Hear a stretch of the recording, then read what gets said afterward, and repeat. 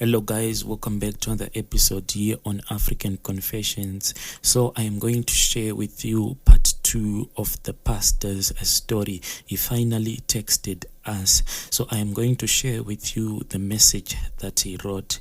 He said, hello, I am going to share with you the rest of the story. I will just continue from where I left off. Let's hope that I won't get distracted or get busy with something else before I finish the story.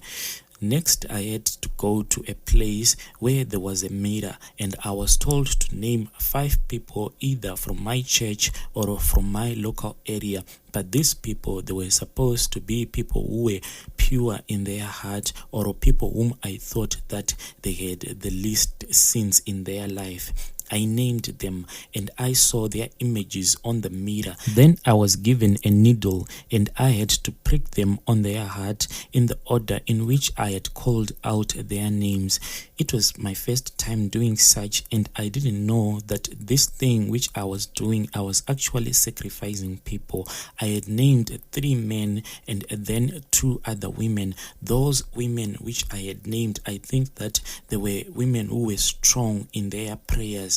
They were to die in the order in which I had called out their names one after another. For the miracles, I was taken to a fire and the grave. Firstly, I had to go and sleep on top of a grave naked and get all of the evil spirits in my body. We went to the graveyard and it was at night. They did the ritual and I slept on the grave for about 4 hours. I was naked and I had become as hard as a rock. I lost the fear of the Lord. I was not afraid of anything or anyone.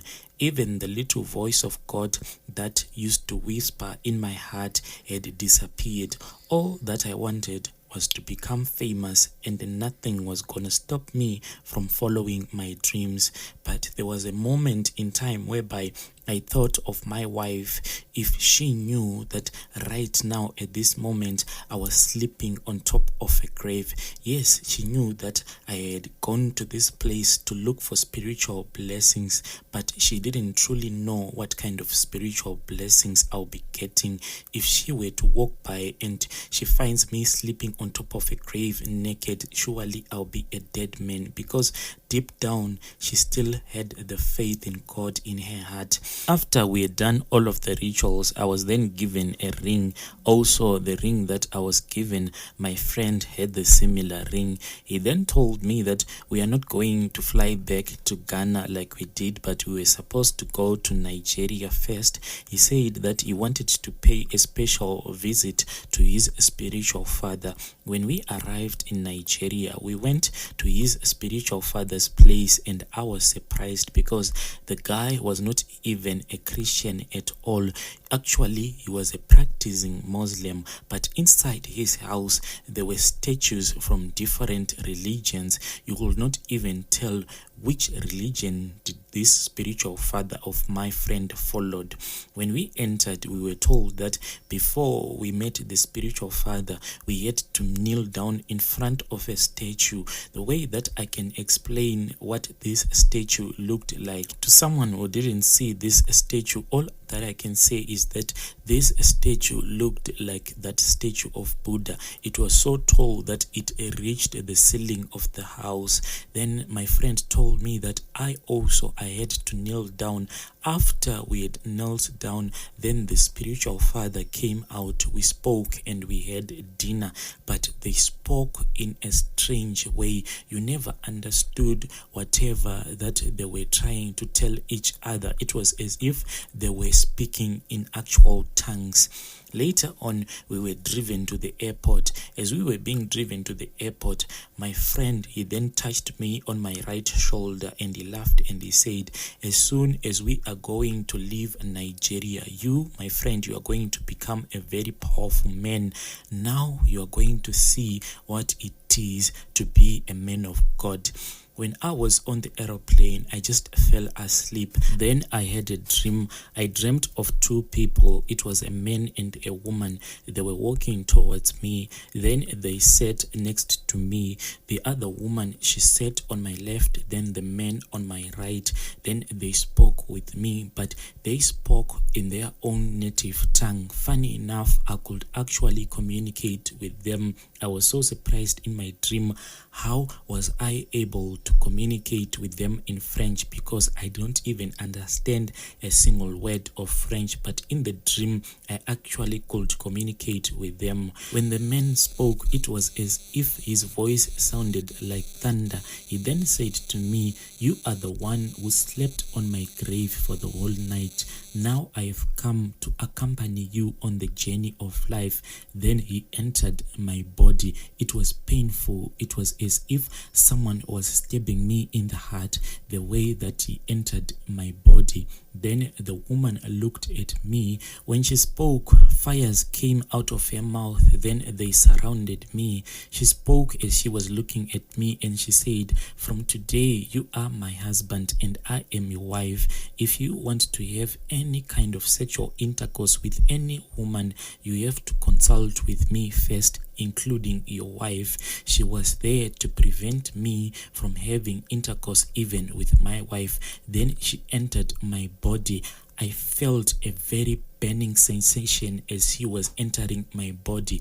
So these spirits that had entered my body, they had names, and I was supposed to whisper their names as I was busy giving the church sermon, and then they will reveal to me all of the problems that people in my congregation will be facing. If I were to look at someone, I'll be told a brief background about that person.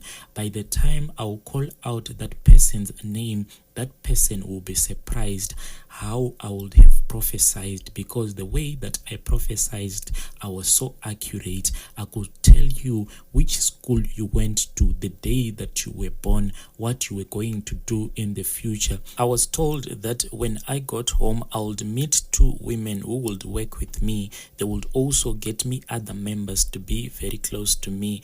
As I landed, I was told that two of my church members had died in a very strange manner. The next Sunday, we then went to church, and I was not supposed to get to church on time. I was supposed to let the church service go on so that those powerful church members would pray and finish. By the time I get there, their prayers won't even affect me at all. Remember, now I was not on God's side. Now, if anyone were to let out a prayer, a very powerful prayer, that prayer would affect me. The way the prayers would affect me is that as people will be praying, I would start to feel so hot.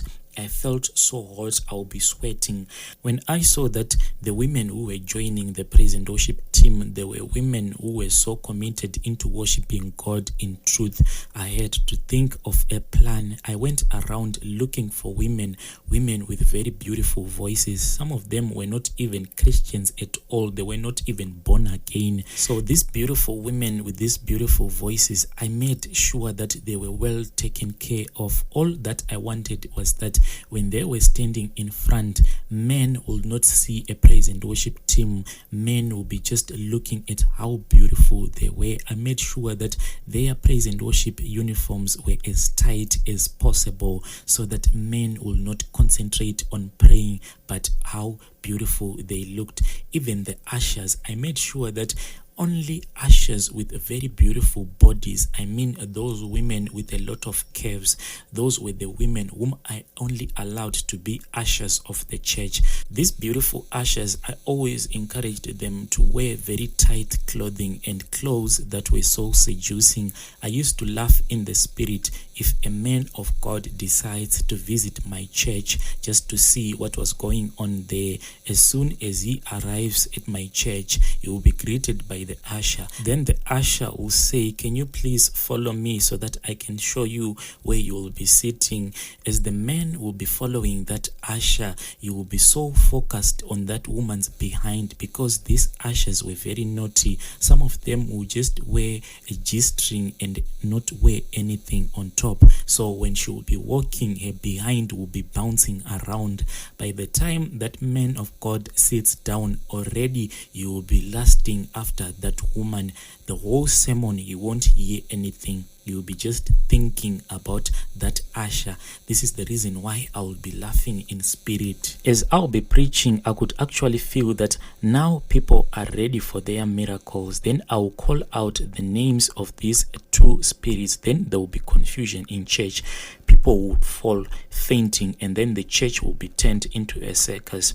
Let me tell you a secret about Africans. Africans are people who love drama, and they love to see miracles in reality.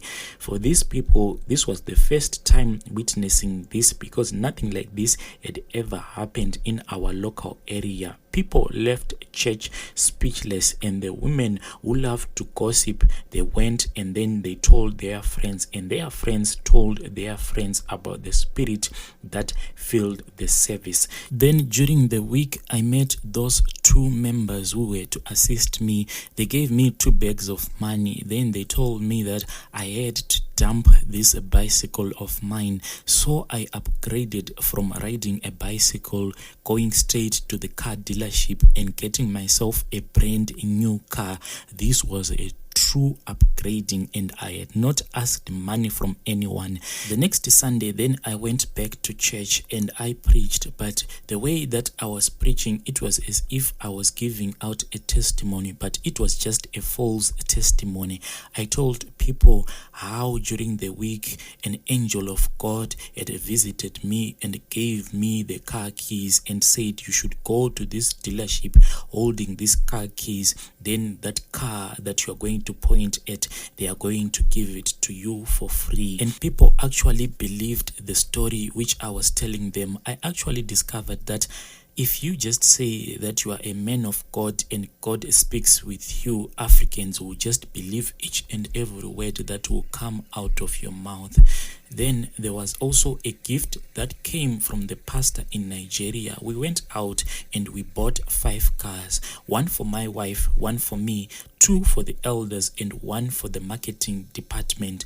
All of these cars had to be branded. My wife kept on wondering, what kind of a spiritual blessing was this? She said that she didn't feel so good about it, and lately whenever she wanted to kneel down and pray, something was just going on. She just felt as if she wasn't the same prayerful woman as she was before. I didn't tell her that when we went to Benin, I had slept on top of a grave. That was the reason why she had lost the appetite of praying. As my wife was telling me about this new problem of hers, that male spirit told me that he was going to invite another spirit. Then this spirit was going to torment my wife. This spirit, he said that it will be the spirit of greediness. My wife will just be the person who would love to shop and never want to do nothing but shopping. Up until today, my wife is a person whereby each and every day she either go online or she goes out to the mall and she will just shop. We have traveled all around the world simply because my wife wants to continue with her greediness of just never ending shopping.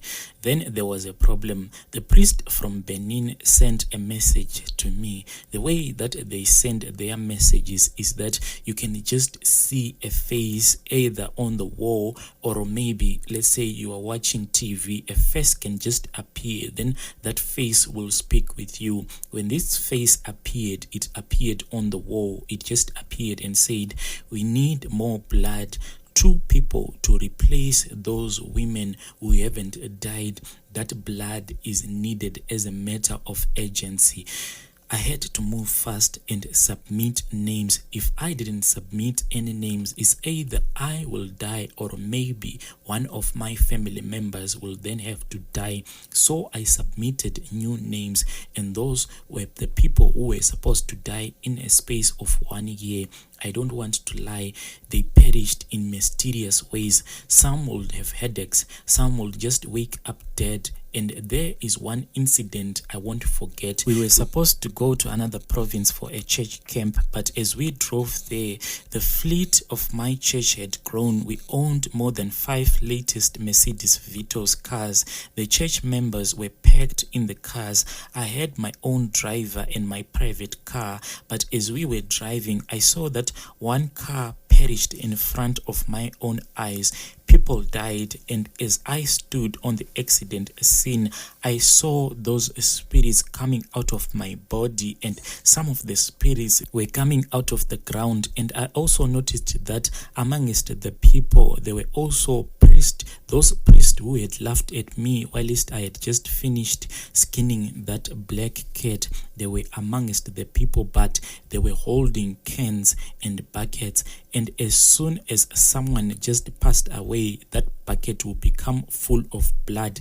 Then that person who will be holding that bucket will just disappear. I tried to ask people if they were also seeing these people who were standing with buckets full of blood, but no one will confirm. Then I remembered, or I could only see them because I myself was also one of them. I looked for my wife, but there she was. She had fallen to the ground. To other people, she seemed as if she was a human being, but to me, I could see in spirit that she had turned into an animal, but I didn't have any feelings. I pretended to cry also, to be touched, but deep inside, I was happy. The more the bloodshed, the more the success and power. Church people have a tendency of getting obsessed with their preachers. They fail to open their eyes to see or notice any red flags. We left the accident scene and proceeded to the camp. The burial was to follow the next weekend. We got to the camp and everyone's spirit was very low, yet they continued to worship and pray. One funny thing is people stop worshiping God and then they worship their priest or their pastor. If you notice, this is what is happening in Africa right now. People are no longer worshiping God, but they worship their priest, their pastor, or their papa. I got a tent of my own. Since we were supposed to be fasting that weekend, those 2 church members who were my assistants came and told me that I was supposed to perform a ritual in order to keep the fame and miracles getting more and more powerful. I was supposed to appease the spirits by a virgin. 2 virgins were brought before me and I performed the act whilst my wife was sleeping in her own tent. I had sex with these women. If only she knew what I was up to. Those ladies were given money and told to shut their mouth up. Yes, this is Africa. Sunday, we left the camp and rushed for the burial of those members who had lost their lives in the fatal accident. I made sure that the funeral went on properly and the church provided food, coffins, and left money for their families. It was my problem and I had to give and take good care of the orphans. Each month, the church treasurer sent money to those families. Up until today, the church is still sending out money to those families. In the eyes of my congregation, I was the hero. Little did they know that I was the root of their misery. Business was booming and I was a happy pastor. My fame grew and I was known in the whole country. I actually opened so many companies and people used to go to my companies and just give their services for free. They said that they were giving a service unto their God. They wanted to be as blessed as I was. They wanted to be rich as I was. So people used to do me favors. Even politicians, they used to come to my church so that I can give them my own blessings. Our life had changed. Money was all over us. I performed a lot of rituals, and let me say, it's not all who say Lord, Lord will see the gates of heaven. I was a wolf dressed in sheep skin.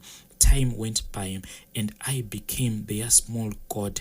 People used to kneel down as I was entering church because they believed that God had personally sent them so that I can give them wealth. People want to be rich. You just don't know these people. They worshipped the ground I walked on. I still remember that there was this Sunday. It was a big Sunday. As I arrived at church, I parked my car. Then people came out running with a very big chair in hand. It was those golden chairs. Then they say that today, Papa, you are not going to step on the ground. You are going to come out of your car and sit on this chair. Then they lifted that chair back into the church. Then people started to pray as they were kneeling with their hands stretched towards me as if I was their God. As they were praying, I then noticed this particular woman. This woman was the most beautiful woman I had ever seen in my entire life. I rose from that golden chair and I walked towards her. Then I said, "Child, rise up." Then I stopped everyone from praying. Then I asked her, "What is it that you want God to do for you?" Then she cried and said, "I just want to give my husband a child, even if it is only one child. That is all that I need." Then I said to her, "It is done." Then I told her, "Hold my hand, child, because I want to pray with you." But the moment when she held my hand, I immediately knew that this woman, I wanted to have sex with her. Yo guys, the message is really long. You have to forgive me. I'm going to read this message in parts and parts and parts. So I am going to come back with another episode.